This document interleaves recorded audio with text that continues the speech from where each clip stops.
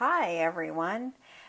I'm Heather Andrews, and I am the owner and publisher of Follow It Through Publishing. And tonight we have lots to celebrate today because we've had an amazing day with our book, What Self-Love Got to Do with It. And throughout the day, I know that I've done a lot of Facebook Lives today, but I just wanted to share with you this journey of what it actually is like as a co-author launching a book. And tonight I am going to bring on another co-author by the name of Dixon-McAllister. So I'm just waiting for her to join us. And we have literally ranked out on both sides of the border on Amazon with really, really awesome results. And I am happy to say that we are still climbing the ranks on both sides. And it is just truly amazing to see the numbers and the support and the love that the 13 co-authors from both Canada and the U.S. have been,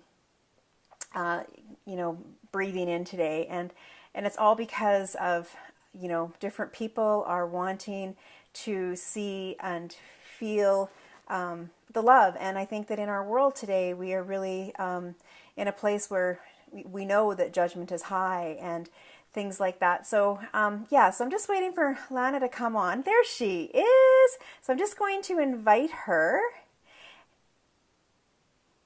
on. She lives in Nevada, and she was referred to me by my good friend, Dr. Erin Oxall. There she is. Hi. Hi. So this is Dixon-McAllister. She has reached, so today our statistics, as they stand right now on the Canadian side, we are a bestseller in the States, but we also have some miraculous things happening on the Canadian side. We are number 21 out of 100 on the bestseller list, and we are number Nice. one in all three categories of women in business and parenthood, and then there's another business one, and women and womanhood. So we have and we've held it all day, and it has just been such a journey to watch and just see everyone support, and so it's just such a great Right. adventure. So just tell us a little bit about what it was like for you to watch this today and be a part of it. It was like watching like a movie almost, like you're seeing everybody's post, and then of course Facebook blocked me for a moment because it wouldn't let me make my own post about the same stuff. So I'm like, all right, everyone's tagging me anyway, so I'm gonna just keep watching it as everybody else is going on the list. Oh, But yeah, that's it was good. awesome. Sitting at work, just being able to watch it and then catching other people's lives that you did with them, that was fun. That was good to see. Yeah, and it was the first time that out of the 5 books that I've launched, it was the first time that I'd actually done the Facebook Lives, and it was just sort of like sitting here this morning in spontaneity, and it was just like, hey, who's ready to do a Facebook Live in like 30 minutes? And they're like, sure. And then all of a sudden everybody just sort of jumped in, and then so in the one I was having problems with the connection, so I think I probably lost poor Adele somewhere in there, and so then she's got her own interview, and then there was like 5 of them, so we were online for probably about an hour, and it was Right. so fun it was just so fun. And then I got Roslyn, and then Suzanne Lavoie will come on tomorrow. We tried to do it earlier today when I was sitting in the park with Data, and it didn't work so well. So I just kind of gave my own story, so it was all right. So share with us a little bit about your author journey, because this is not the first book this is the first compilation you've been a part of, but you authored your own book before. I did. I wrote my own anthology before, and then I also have a journal, a 90-day journal for people to write their own thoughts and feelings about different affirmations or questions that I ask, something to get them on like the gratitude level of life. Because, a lot of times we always dwell on the negative instead of trying to focus on the positive. Yeah. And when we sit there and dwell on the negative, that brings us down, that brings everybody else down around us. And so I try to help everyone see that there is light at the end of the tunnel, and that yes, you can dwell on what happened, but it doesn't have to last all day. You give yourself that moment to be upset, to cry, to scream, or do whatever, but then go back to where you're able to see the positive and become happy again. That's beautiful. I love it. So what is the name of your previous book? The first one is Project Unsophisticated. Yep. And then the second one is 90 Days of Mentaltude. Right. Right, yeah. And so tell us a little bit about your chapter, because it was probably the most shocking. I like to do um, that to people. I like to give I people that know. shock and awe factor. And I get that because, I mean, that's just how I talk on a normal basis. And I people, know. like, they kind of just turn their head and they're like, whoa, that just came out of you. And I'm like, yeah. I have the book sitting right here, too, just in case. I But yeah, know. it's funny, too, because every time I go to open the book, I usually end up opening up right at my chapter, like it was meant to be at chapter 5 or something. Like, it's just boom right there. But Yeah. yeah, So so yeah.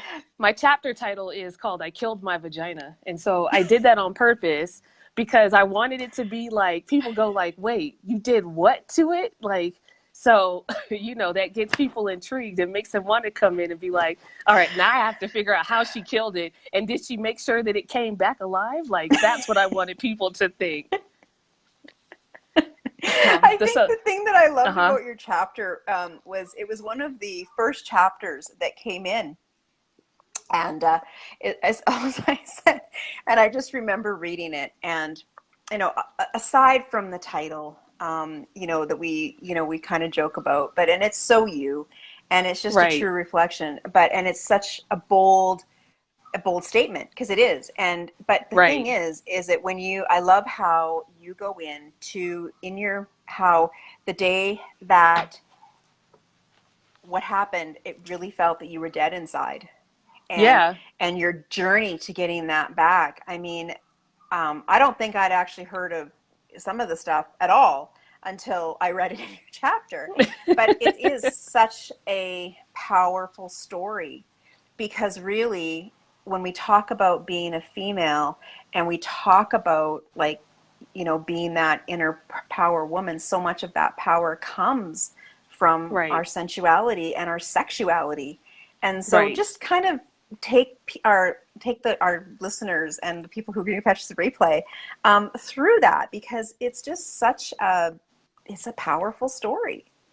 Yeah, learning about your own sexuality helps you understand yourself in a different way. Like I said in the chapter, we're taught from younger age that what us women have is considered disgusting. We are not supposed to touch ourselves. We're not supposed to, you know, talk about what it is that we have, because little girls don't do that kind of thing. But, the whole theory about boys will be boys, no one makes them, you know, put their penises away. Everyone's like, oh, that's fine. They're just a boy. They can go ahead and do that. But with a girl, Yeah. everyone's like, oh, no, you can't do that. And then they call it by funny names instead of just calling it exactly what it is. Everyone's afraid to say the word vagina. Like, it's one of those like hush hush words. So, Yeah. you give it a cute little name like a pocketbook, or, your little safe place, or your hold on to your satchel, or whatever they want to call it. Everyone has completely different names that they grew up with it, instead of calling it what it is. So when they become an adult and you start talking about it, everyone's like, oh no, we're not supposed to talk about that. And from Yeah. what I've learned from older generations, that's something that's totally taboo. No, women did not have these kind of conversations with each other. And now, Yeah. people are being more open, people are being more free, and it's something that's liberating, because it's not something that we should Mm-hmm. have to hide. We shouldn't be ashamed of our own body. And this is where Mm-hmm. I feel that a lot of body shaming comes from, because we're not allowed to talk about it. So how can we express ourselves and grow as a person and learn to love ourselves if we're not allowed to talk about it? So that's the basis Absolutely. of my chapter. Yeah. But for as far as me, it took me a long time to come to grips of dealing with my body, and understanding how to use it, how I wanted to use it, and how I was able to learn and grow from what my body can do. Right. And I know we talked, and I know when I was reading your chapter, we talked, you do a lot of education around and just teaching in the chapter, and just telling how learning about the chakras was such a powerful knowledge for you. Right, because it gives you a guidance. Like, you don't want to just be thrown out to the wolves and be like, okay, you figure out how to get from point A to point C, but I'm not going to give you a map for it, versus Yeah. someone teaching you different ways of self love, learning how, there are different energies within your body and how to go about like researching them and controlling them and figure out how to use them for the best practice for you, because not everyone's going to use it the same way. When it comes to creativity, everyone feels, well, I'm not creative. Well, technically everyone is creative. They just haven't found where they are creative at in their life. Yeah. Yeah. And I also, and I think for the first, and I had gone to a retreat with my friend Ramona Remisat, and she had spent a lot of time 2 weekends ago talking about, going through that inner guidance and really trusting that inner peace and that inner instinct. And I think Right. we've gotten so far away from not listening to our gut and not listening to, and we've got just so much listening to our head and, our inner critic, I'll call it, that we Right. actually sometimes push down or push away what is actually our body is actually trying to say and tell us. Right. And We I try to and make I and I logic out loved of your everything. story. Yeah. And I loved your story because you brought that back. And it was so powerful within that space. It was just so dynamic. I loved it. Right. We need to be in tune with ourselves to Yeah. understand, like, we know what's best for us, but we're so worried about what everybody else thinks is best for us that we'd rather listen to what they say versus what we know is right. And Yeah. that's where everything goes wrong at. Yeah, absolutely. And so what was sort of one of the biggest moments in your life that really made you take a cold, hard look? Or what was your darkest moment where you realized that you had lost yourself or lost that sense of sexuality or That sensuality or was that sense of worth? Well, I guess the major part was when I felt like my vagina died. Like, it just didn't work anymore. And, from listening to other people, they've all told me they've had similar experiences too. Yeah, Like I said, people don't talk about their vagina dying. Like, we basically have to rebirth it and, give it life again. But the start of yeah, it was because of previous relationships that I was in. They were extremely controlling. And so I hmm, didn't know who I was. I didn't know what I should be doing. I'm listening to them and they're cutting me down. So I'm going through these manic depression stages and trying to figure out, like, okay, well, what is life really supposed to be about? It has to be more, excuse me, more than this, but listening to them and listening to everybody else around me, and, the people I was around at the time were also going through a lot of, like, trial times and turmoil, that none of us were really paying attention to each other, and we weren't actually right. paying attention to our own selves. And so, when I felt like I needed to go and see a doctor, and, I ended up with depression pills, and like I said in the chapter, I almost had myself committed to the crazy house a couple times because I did not know what was wrong with me. I just knew something wasn't right, but I didn't know how to fix it. Yeah. And that seems, and in the book, we were able to expand out the chapters and really go in deep with our how, and really like what actually was our darkest moment and Right. how we shifted out of it. And that is like the true beauty of this. And I mean, the co-authors that we've interviewed today, I mean, it's only been skimming the surface of just what our book is about. But we've had women come back from the brink of suicide because of depression, and we've had people come Mm-hmm. back from just so many things and just be so open about job losses and grieving processes and losing spouses, and when all of that stuff is Mm-hmm. taken away and you've got your identity tied into it, how much is attributed to self-worth. So Right. with your journey and coming back, I know that we've talked a lot about your passion for mentorship. And so can you just share with our listeners a little bit about how you help inspire other young women, not just your own generation, to really be, stand in their power and just be confident and worthy as they go into adulthood? Right. I talk to my Girl Scouts about it all the time, because that they're more open with me than they are their parents. I've actually had Mm-hmm. two Girl Scouts. Their parents come to me and tell them that they wanted to commit suicide, and so they came to me searching for help to talk to their Mm-hmm. girls about what was really going on because they didn't know how to communicate with them. So, just teaching them that, their life has more meaning than what they see right now. They feel that everything is too hard, but it's not when you ask for help. A lot of the main problem that us as women have is we're taught to be like providers, caretakers, but we don't ever find the time to ask somebody else to just help us. And when we ask other people to help us, that takes the load off of us, and that's able to free up time so that we are able to take that deep sigh of breath and feel that, relief that we need, that, okay, someone is listening, someone does care, and they're willing to help. And as long as, you have that in your corner, you're unstoppable, because with everyone around you supporting you and helping, guiding you, regardless if you know the answers or not, you're going to make it through. And so that's what I tried to teach them. If they can't talk to someone, find someone who they feel comfortable with. If you feel like, you're dying on the inside or you're not feeling right, take a look at what's happening around you. Who are you surrounding yourself with? What activities are you doing? Are you just sitting around doing nothing? Are you hanging out with people who have no goals, who are not pushing you to a higher level? Just try to figure out the root cause and then work from there to be able to get to the next level of life that you're trying to reach. Absolutely. I love it. If you guys are just joining us, today has been a very exciting day for Lana and 13 other women, including myself, the publisher of What Self-Love Got to Do With It. It was a compilation that was near and dear to, yeah, there you go. See, there's a picture. And it has had a phenomenal ride today on both sides of the border.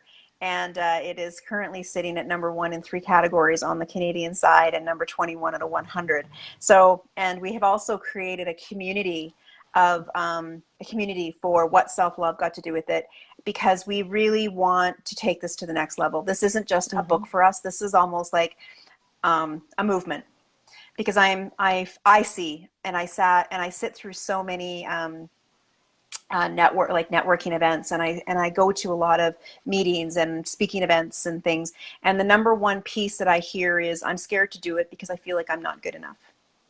And and this is where this book is really near and dear to my heart, because I have struggled with this myself throughout my whole life, and I have been a self-confident person on the outside, and I've struggled with the self-worth on the inside. So when I've kind of gone through my own journey, getting my own scruples back on track, and this is where I've been so blessed, because this is the 4th book that I've done published in 1 year. That has really, brought a collaboration of women together. So that's just kind of the long and the short of it. If you are joining us a little bit, if you didn't catch the front of this, because I see different people coming on. So thank you for joining us, and just chime in where you're from, and if you're catching the live or the replay, because we'd really love to know where you're chiming in from, because Lana was one of the co-authors, and she's a previous author as well, and she's just sharing her journey about she had a chapter in the book called I Killed My Vagina, or The Day I Killed My Vagina, and it's really about the essence of really being in tune to who you are and really listening. And it's a powerful, powerful story, and she's, taking it to the next level and mentoring our younger generations. So I would like to say too, absolutely. For people who are dealing with, we're not dealing with, I think everyone has a self-love issue. I think people are afraid to admit that they have it. People want to act stronger than they are. And so I just want people to understand that you are not alone with struggling with trying to figure out who you are and what self-love means to you, because we've all been there. This is not something that we should hide. We should be able to talk about it and be free with it. Absolutely. And I love how every day within that, and I'm going to post the link below. It's called What Self-Love Got to Do With It, a community. All of the co-authors are in there, and we've had massive growth in there over the last 2-3 weeks since we opened it. And it's an open group. It's closed group, but it's open to the public. So we basically really want you guys to come on in and be a part of that journey, because Alana is all of the co-authors are fabulous. But Lana does every day. Lana puts an affirmation in there. So if you are struggling or you are unsure of how to do the affirmations, she's awesome, and she's really been keeping the rest of us on track by doing her morning affirmations. And it's really a safe group to really come together and just be in that space of self-discovery, self-love, because the world is kind of a negative place. And It if you're really is. trying to work through some of this stuff, I yeah, go have a ahead. set of affirmation cards too that I carry with me at all times. Yeah. Based off of the different chakras as well. So I have them all, situated. I shuffle through them. I'll sometimes post them on my Facebook page. I'll post them on my Instagram page so people can have like that affirmation like in hand and not just see the words, but like feel it at the same time. Absolutely. I just love it. And you can also find, do you want to just give the name of your gratitude journal one more time? Sure, it's 90 Days of Mentaltude for mental wellness and gratitude. And then the other book is Project Unsophisticated, the unsophisticatedness of my, or no, now I'm drawing a blank. Project Unsophisticated is definitely the first title, but there's another tagline underneath it. So it's like going like, woo. I have all these thoughts that Well, happen in my head at the same time. And so I get everything all like jumbled up at once. yeah, that happened to me when I couldn't get poor Suzanne on the Facebook Live earlier today. I was like, okay, well, I guess you get to listen to me until I can maybe find her. But as it worked out, I couldn't get her on. So, and then my data gave out, so it was like, whatever.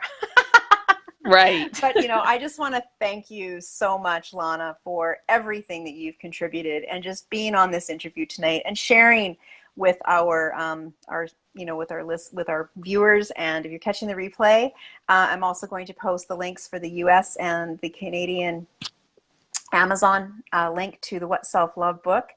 And once again, and I'm looking so forward to coming down and seeing you in Nevada Yes. and speaking at Dr. Aaron Oxall events and Susan Ackerman. So I'm very excited to be a part of that. Yes. Thanks for having me on here. Thanks for making the book, like it's big, to be part of something with other women. Like it's extremely exciting.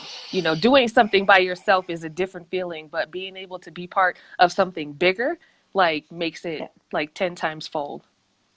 Yeah, and and the thing too is that I mean, people have been reaching out to me all day, and I did a post because without my team, I couldn't move the way I can't grow the way that we've grown, and I've just had a lot of support in my corner over the last year as we've done this, and everybody's all in, and they know the vision that I have, and we're just creating it together. And when co-authors like yourselves and the other 13 women that have come on, it makes just everything so beautiful. It So makes it all flow. I'm very grateful for you. Thank you. So. All right. Anyway, I will post those links below, and if you have any questions, I'm going to post the link for the What Self-Love Got to Do With It group, so you can come on over on there, and we'll see you on the inside. And I'm just also going to post the links as well for the book. And yeah, so that's it. So thank you once again. Nice to chat with you, and I hope You too. everybody got some value. And if you want to reach out to Lana, she'll be very happy to chat with you. And she's Messenger and she's on Facebook. So and it's Yep. Alana Dixon-McAllister, right? No, well, in the book, yes, my full name. On Facebook, I have it shortened because I have way too many letters in my name. So on Facebook, it's just Lana McAllister. Perfect. Yeah, awesome. Excellent. All right. Well, thank you again, and you have a wonderful night. And everybody that's You watching too. us and that joined us and that catches the replay, I wish for you the same. So we will talk to you later. Bye for now. Bye.